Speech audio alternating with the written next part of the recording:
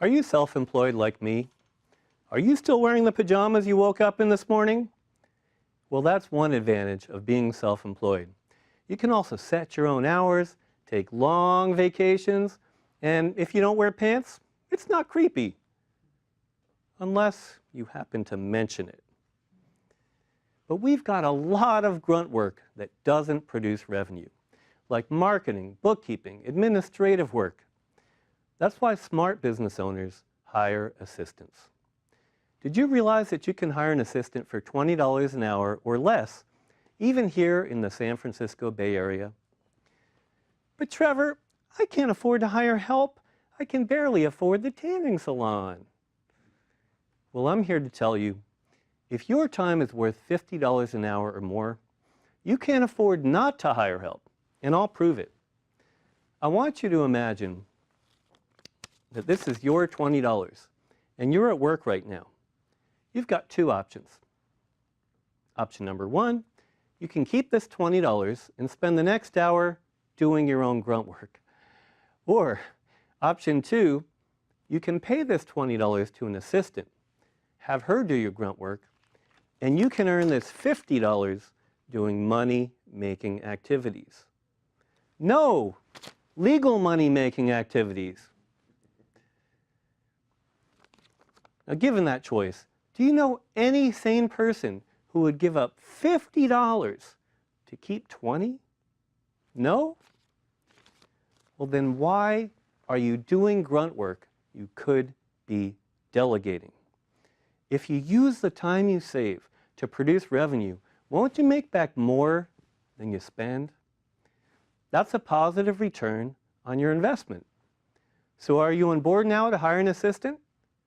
If not, I know why. There are 3 reasons why self-employed people resist hiring help. But to make this less boring, I'd like to address these reasons with a mini musical featuring the music of Lady Gaga, Baaaaahbra, and Rachel Platten. First, the Lady Gaga caution song. I'm afraid it's risky. What if I spend more than I make back in new money? There is no guarantee. Okay, so you're afraid you might not make back what you spend. But it's only risky if you waste your newfound time watching daytime soap operas. If you're disciplined with your time and use it to produce revenue, you're going to come out ahead. Second, the Baaaaahbra budget song. I don't have the money. I spend all I earned. The cost of living's not funny, and I'm feeling the burn. Can anyone relate? Well, let me ask you a question. Do you sew all your own clothes? Grow all your own food? Perform your own brain surgery? No? Well, then you're already paying for other people's labor. Although, if you did perform your own brain surgery, that might explain why you prefer doing your own grunt work. It's about your priorities. If you eat at nice restaurants, wear nice clothing, or visit tanning salons, you've got money. You're just spending it on things that have no financial return. Hiring an assistant will free up your time so you can make more money. Finally, the Rachel Platten control song. I'm a control freak. I want it done right. I don't trust anyone but me. What if they screw up, make bad decisions? I'll have to do it all again for free. Well, here's how to delegate and make sure it's done right. First, type out step-by-step instructions for your routines. Next, when you interview, ask candidates to bring you samples of their prior work. Check their references. Have they been indicted by the U.S. Special Counsel? Well, an indictment is not a conviction. No red flags? Then give them a trial project. Do they follow your instructions? Use spell check? Cover for you when the IRS calls?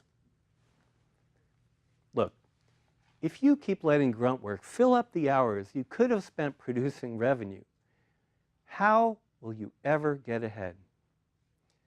Life is short, and the time you waste on grunt work is time you will never recoup. Do you think Bill Gates, Sheryl Sandberg, or Elon Musk would be where they are today if they hadn't hired other people? Every entrepreneur was once in your shoes. They had to choose. Play it safe or take a chance. So they took a chance to create bigger incomes and better lives. That's what separates people who settle from people we admire, people who inspire. Which kind of person do you want to be?